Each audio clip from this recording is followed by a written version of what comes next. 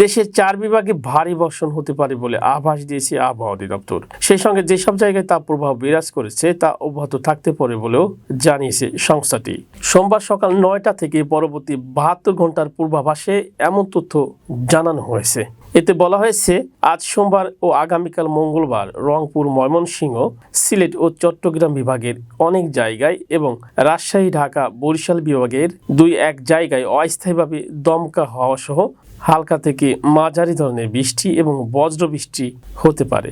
সেই সঙ্গে রংপুর, ময়মনসিংহ, সিলেট ও চট্টগ্রাম বিভাগের কোথাও কোথাও মাঝারি ধরনের ভারী থেকে ভারী বৃষ্টিপাত হতে পারে। এছাড়া আজ ও আগামীকাল মঙ্গলবার সারা দেশে দিন ও রাতের তাপমাত্রা প্রায় অপরিবর্তিত থাকতে পারে। তাপপ্রবাহের বিষয়ে বলা হয়েছে, রাজশাহী, পাবনা, সিরাজগঞ্জ, যশোর ও চুয়াডাঙ্গার উপর দিয়ে মৃদু তাপপ্রবাহ বয়ে যাচ্ছে এবং তা অব্যাহত থাকতে পারে।